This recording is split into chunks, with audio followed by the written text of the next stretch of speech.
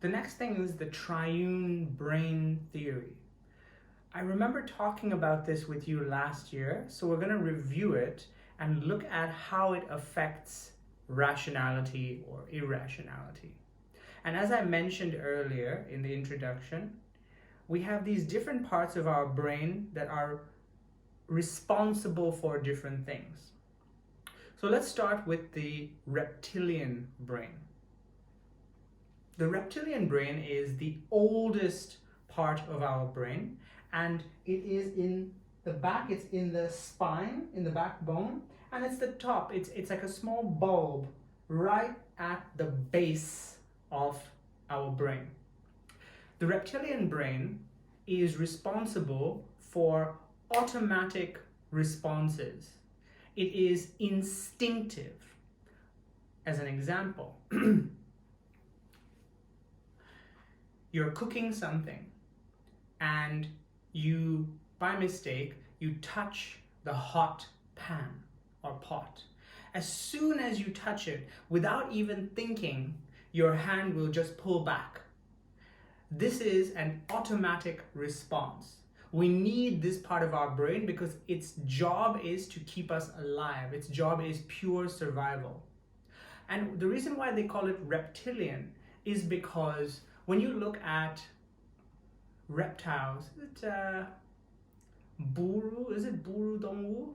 I'm not sure. I've forgotten exactly which one is reptile, but it's like the snake or the lizard. If you look at a lizard as an example, as soon as you move closer to the lizard without even thinking will immediately run away. It will immediately move away. If you've ever seen a lizard before, any small movement will automatically make the lizard run because it doesn't think. It has to survive, and this part of its brain is responsible for that.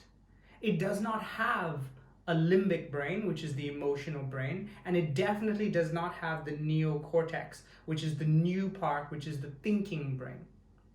The reptilian brain is the one responsible for keeping us alive. And when we are in possible danger, the reptilian brain is the first part of our brain which will become active. The reptilian brain is directly connected to our nervous system. Nervous system? 神经系统? Is it 神经系统?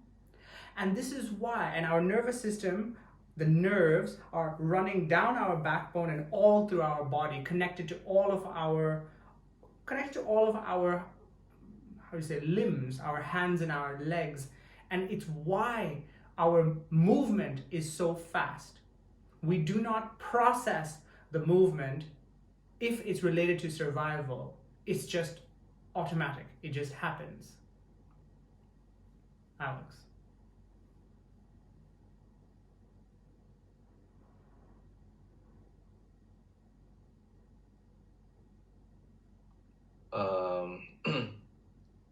就是刚刚回顾了，Bob 给我们回顾了一下之前聊的那个，就是大脑，就是我们大脑呢，这就是负责很多不同的事情。然后比如说那个爬行动物的大脑，就是大脑其实就是我们就是身体中最古老的，也是最老的一部分，就是然后它就是在它就是负责一些自动反应之类的，就是生理上的一些反应，然后它会帮我们，就是遇到一些事情啊东西，它会自动帮我们做出一些生理上的反应，这也是它的一个本能。然后就其实你不去触摸它，你不去想它，不去想着去怎么用它，它其实自动都会做出一些反应。然后这也是为什么我们人类或者是一些动物需要它的原因。然后它也是维持生命的一个很重要的东西。它的工作也就是让动物生存下去。然后就比如说就是蜥蜴，就是你一靠近那个蜥蜴，然后它那个蜥蜴啊，它自动就会就会离你远，它就跑开。然后其实很多就是见到很多动物都会，比如说跟人近距离接触的时候，看到人一些微小的动作，然后那些动物就会立即的跑开，做出反应。所以这就是大脑负责的一个部分，是大脑所影响的。然后，这个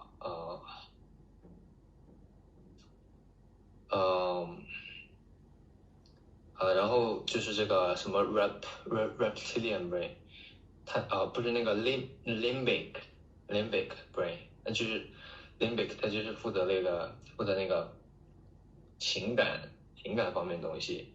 然后它是没有新的皮层的，然后它就是算是一个新的部分吧，也是一个就是当我们有危险的时候，它会提供一些信息，然后传递给我们的大脑，然后到我们整个身体，就是会告诉我们很危险啊或者怎么样，然后就会让我们自动，然后就会连接着大脑，然后做出一些相应的一些反应。然后然后那个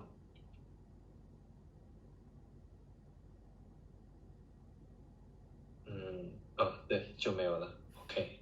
Okay. So the next part of the brain is called the limbic brain. The limbic brain is kind of in the middle. It is above the reptilian brain. And there are direct connections between the reptilian and the limbic brain. The limbic brain is a little bit newer than the reptilian. So when mammals started to occur, when we evolved into mammals, there was a development of this part of the brain because we became a little bit more complex.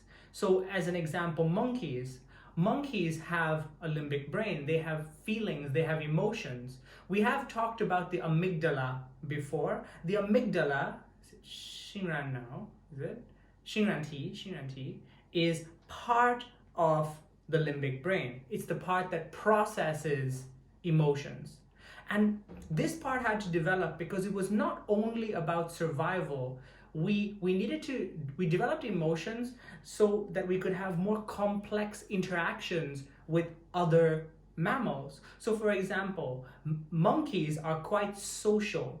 They develop emotional bonds with other monkeys, with partners. They have friendships, they have agreements with each other. Their emotions help them to show each other whether they like each other, whether they are afraid of each other, whether they want to have sex with each other.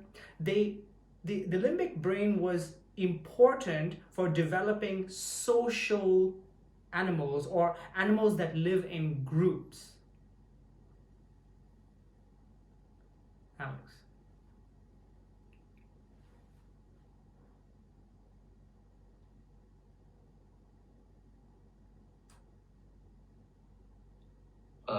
然后现在就讲到那个又讲了就是 limbic brain， 就是这个叫做边缘脑，比那个刚刚那个 reptilian brain 要更新一些。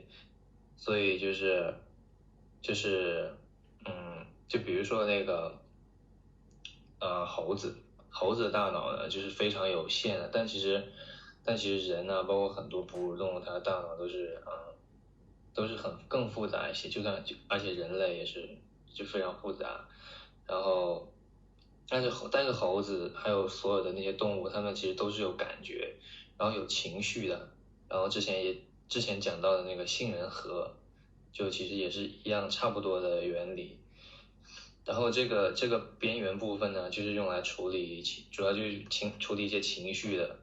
然后不仅仅是为了我们的生活，为了生存，还有发展一些感情。就比如说一些哺乳动物啊，它们之间有很复杂的一些关系，平时会有一些互动啊。就比如说猴子的社会性特别强，然后他们就发展感情啊、情感啊一些联系啊，然后他们也会有伴侣啊，或者是有互相交朋友，他们彼此之间都会利用大脑的这个部分去做这样的事情，然后他们的情感会帮助他们告诉对方到底是喜不喜欢对方，然后或者是害怕，或者是想交朋友，或者是各种情感，然后这个在这个大脑这个边缘部分就是在动物当中，包括人类嘛，就是生活，也是非常重要的。OK， So the relationship between the limbic brain and the reptilian brain. Example. The reptilian brain controls survival. So if we see another animal and we think that that animal might be more dangerous, immediately we would run. But if we had a limbic brain, we could develop certain emotions that might help to protect us and that would allow us to survive without having to run away all the time or without having to fight all the time. If a monkey sees another monkey and the monkey thinks that this other monkey is dangerous and wants to fight, the monkey can develop certain emotions like anger. And so the anger comes up, the emotion of anger comes up in the monkey, and the monkey will do certain things. It might show its teeth, its muscles might become more tense, it might look very, very deeply, it might stare at the other monkey's eyes. And because its emotions come up and it is displaying its emotions, it's showing the other monkey its emotions, this might prevent the other monkey from fighting. If the other monkey feels like, okay, that monkey is very angry, and because they're very angry, they might become violent, they might be stronger than me, they might hurt me, I might choose not to fight in this situation. So we developed emotions also as a form of protection, as a new form of survival. By showing our emotions, we have a different way, a more complex way of surviving.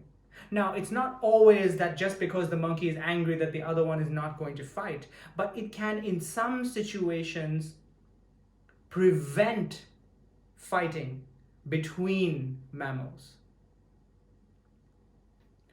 So, situations that make us feel emotions will also allow us to show these emotions to other mammals and might help either with survival or even with, another example, with reproduction.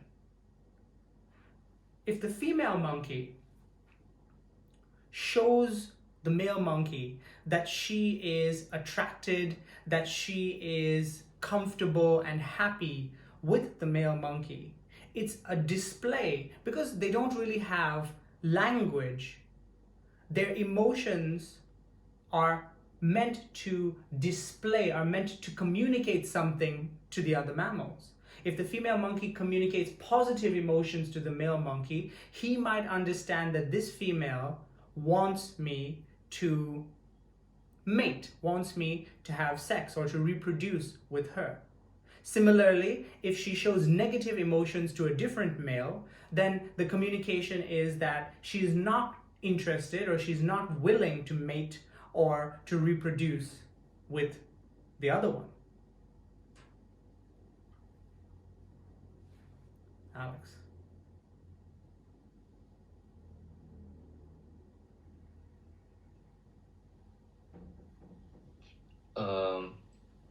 这里 Bob 讲到了那个，就是 Reptilian Brain 和那个 Limbic Brain 的一些区别和联系吧，一些关系。就是 Reptilian Brain 就是之前也讲过，就是它就是主要就负责生存的，就是你是否能够生存下去，就是很直观、很现实的一个东西。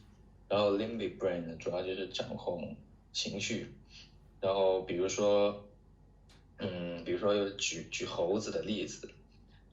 就是如果一个比如说他有愤怒的情绪，然后呢，他肯定会展现在他身上，就通过一些他做的事情啊展现，然后可能他会露出牙齿啊，或者肌肉会变得更紧张啊，然后因为他有这种情绪嘛，就是 Limbic Brain 在作怪，他就想展示他这种愤怒的情绪，就像别人展示他这种愤怒的情绪，然后还有一种，这可能造成就是它可能会造成和别人打架的情况，然后如果如果另一个猴子就是看到他这种表现之后，觉得也变得很生气，也觉得他们很暴力，然后或者是可能会害怕他，觉得他比我强壮，或者是他可能会伤害到我，然后如果这种情况的话，就可能打不起来了。然后呢，这也有可能会发展成一种就是为之后的情感做一个铺垫的感觉。然后其实就有时候不同的生存方式，就复杂的生存方式不一定就是有时候也会受到感情的影响，也会影响情感。所以另外一个例子就是关于繁殖。就比如说一个女猴子，那是猴子，一个女猴子跟一个男猴子就展示她的魅力，然后她有多么有女人味，然后她多么漂亮，多么就是这样的话，就让那个公猴子感受到你这个女猴子想跟我干嘛干嘛。然后但是如果反之，如果那个女猴子呢就是很不屑那种表情，或者做出一些让那个男猴子很不爽的事情，那男猴子呢就会直观的感受到，就这个女的对我没有感觉，然后她可能只是普通的朋友，或者是生气啦，或者是就是很普通，完全没有想一起繁衍的那个想法。所以就是如果利用好这个情绪的话，是可以去处理关于繁衍方面的问题。OK。The neocortex. So as we've mentioned earlier, the neocortex is the newest part of our brain, and in human beings, this is the most highly developed part. This is the part that is responsible for rationality and language.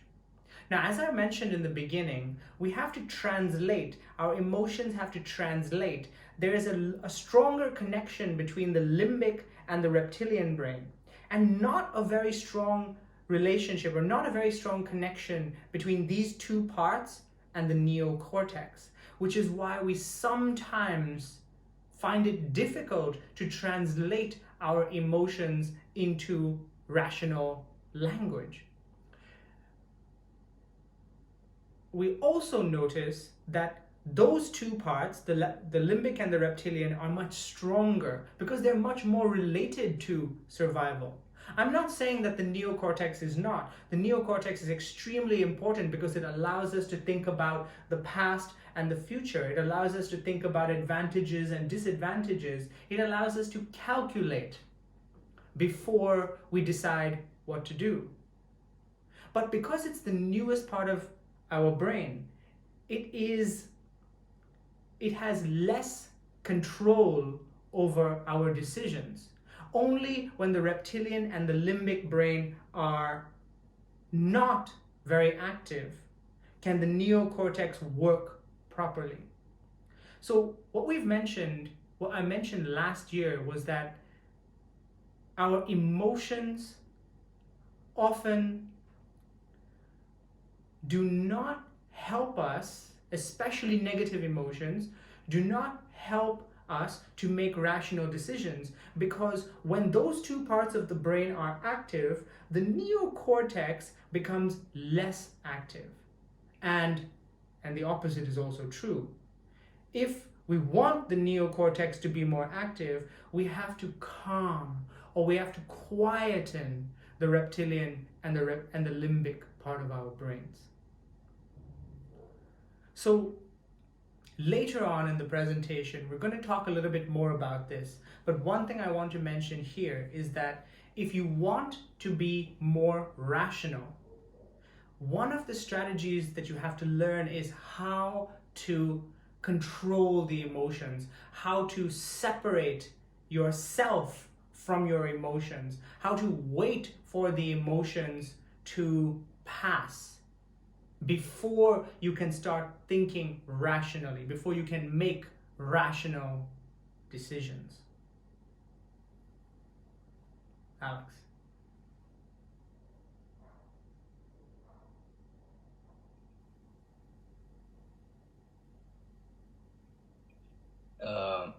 现在讲到这个 Neocortex，就是大脑中最新的部分，最年轻的一个部分，也是最发达的一个部分。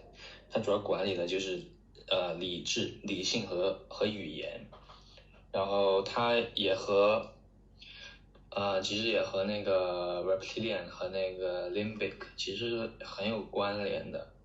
然后呢，然后就是，哎呀，就是在这两个，就是在前面两个部分，还有和这个 Neocortex 之中呢，就是很难，就是有时候会发现很难把那个 feeling 和 emotions 方面的东西转化，就是把情感方面的东西转化成理性的东西，因为这两个有时候是很矛盾的嘛。所以，所以他们与新皮层的联系是非常重要的，就是他们前面两个那个皮层和新皮层的联系是非常重要的，所以就要而且这个呢就帮助我们可以思考过去和未来的一些东西，就是联系 connection， 然后也可以让我们思考一些东西的优缺点啊、正反面啊、阴阳面，让我们计算思考一些要去做什么事情或者做过什么事情，然后应该做什么事情，所以它是我们大脑中最新的部分，是最发达的。然后就是然后去年就是我们之前也提到过那个关于情感，就是情感呢，它某些时候是特别是加上一些负面情绪的时候，它是很难帮助我们去做出一些理性的决定的。因为大脑的前两个部分 Reptilian 和 Limbic 活跃之后呢，新皮层的活跃度就会降低，所以就会理智就会减少，然后就会很容易感情意气用事。所以在这种情况下，我们肯定都是希望这个 Neocortex 这个新皮层它可以活跃起来，这样能帮助我们做出一些理性的判断。然后就是包括还讲到一个就是如何变得更加理性，唯一的策略就是方法就是控制情绪，然后就是要学会就是如何将自己从一些不好的或者一些不理智的情绪中跳出来，然后呢，在开始理性思考之前呢，如何如何将这个消极的情绪淡化掉，然后才慢慢的可以恢复理智，然后才能做出理智的决定。OK。Right, thank you. Okay. I want to look at a few more examples here. The first example is the difference between rational people and irrational people when we are in a work situation. So one of the things about rational people is that they work well with others, they work well with teams, they are better organized, they don't let their emotions affect their work, especially when it comes to teams. So for example, everybody in a team has a different personality, and when you're working with other people, there are going to be things about them that you like and things that you don't like. There are going to be situations where they might say something or do something that will make you feel angry, sad, anxious. In those situations, you have these emotions that come up, and there is a possibility that you might say or do something to hurt them, to affect the relationship. If you do, what will happen is that the team will not work very well, and the goal or the project will not get finished. So what rational people have learned to do is accept their emotions, accept that other people are going to be different, but not necessarily let these emotions cause them to negatively affect their teamwork. They don't let their emotions stop them from achieving the goals that they have set for themselves. They work despite the fact that they are sad or angry or afraid. A goal is a goal, and regardless of the emotions, I need to work toward my goal. This is why they tend to work a lot better. This is why they finish their projects. Irrational people, on the other hand, their emotions dominate them. When they work with teams, you have to be very careful, because saying and doing certain things will upset irrational people. And if they have negative emotions, if they get angry or sad, they will cause the team to break down. They will make sure that the teamwork does not get done. They will cause problems with each of the team members. They argue, they fight. They don't know how to set aside their emotions so that they can just complete their work. And what happens with them is they don't realize that they are irrational. They don't realize that they are so emotional. And they repeat these things, these situations over and over and over again. They get fired and they go to a new company and they don't learn. They repeat their same irrational mistakes. They argue, they work poorly, they don't finalize, they don't complete their goals, they don't finish their projects. They just tend to be less successful in work situations because they don't know how to handle their emotions, how to calm their reptilian and limbic brain so that they can activate their neocortex. Lewis.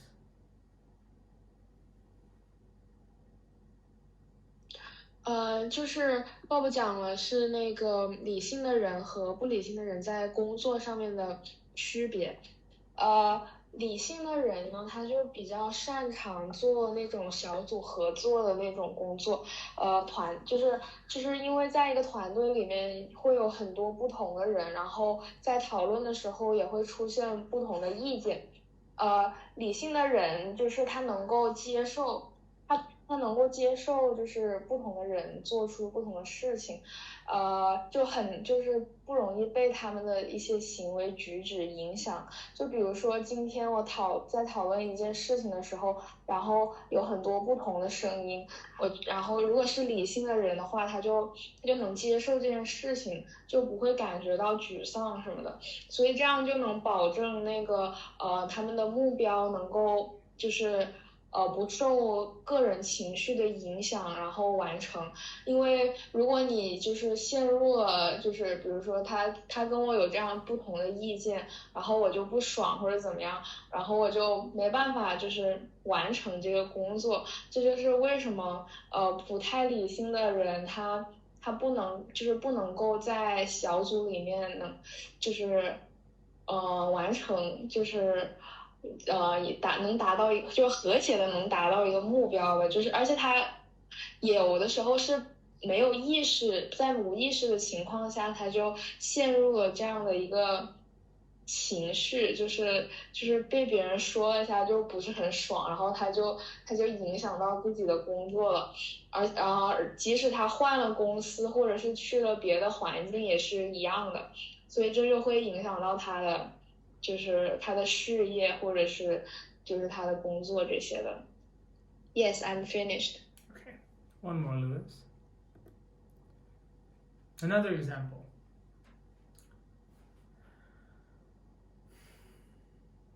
As you know, 50% in most countries, 50% of married couples get divorced. And there are two ways to handle the divorce, especially when you have children. Rational people, even though the relationship might not have been perfect, and there is some anger, there is sadness, there is resentment, there is bitterness when they see each other, when they remember the experiences that they have had together. Rational people learn to set aside, to let go of those emotions, and they consider what is best for the child. The child's life will be more important. They consider the child's life to be more important than the negative emotions that they have for their ex-husband or their ex-wife. And by being more rational, by letting go of those negative emotions, they maintain some form of friendship or some kind of functional relationship so that they can both raise the child, so that the child still has a good relationship with the mother and the father, even though the parents are not together anymore. Irrational people, on the other hand, they care about their children, but they are unable to control these emotions, these negative emotions that come up when they think about or see or talk to their ex-husband or ex-wife. Those emotions control them, and they tend to forget that the child is more important. So they say and do things that will have a negative effect on the ex-husband or the ex-wife, and eventually have a negative effect on the child. The child might be separated from the mother or the father because one of the parents does not want the child to have a relationship with the other, selfishly. The child might have negative opinions because their mother or their father say terrible things about their ex to the child. Parents sometimes will say and do very childish things, and they don't realize how this can psychologically affect the child. And the child grows up with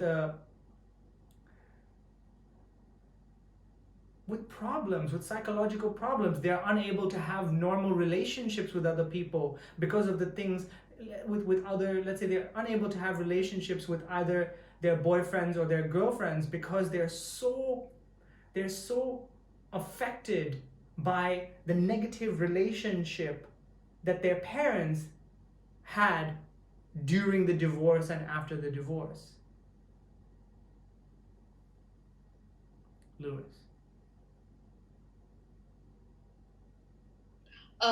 就是现在说到的，就是在婚姻方面的，就是比如说一对夫妻他要离婚了，就是他们的感情生活很不顺利，就有各种吵架，还有很苦涩的事情，就是巴拉巴拉的，然后他们就要离婚了，这时候就会有就是两种性格的人吧，就一种是理性的，还有一种是不理性的。那理性的人他就会比较照顾到孩子的感受，因为他能够他能够客观的去看待这件事情，就是我虽然要跟我的就是另外一半要分开了，但是这跟孩子是没有关系的，他是一个无辜的人，然后我需要为小孩的未来去着想，给他更好的一个未来，因为毕竟本来小孩就是没有错的，是本身就是感情生活是父母的事情，但是呢。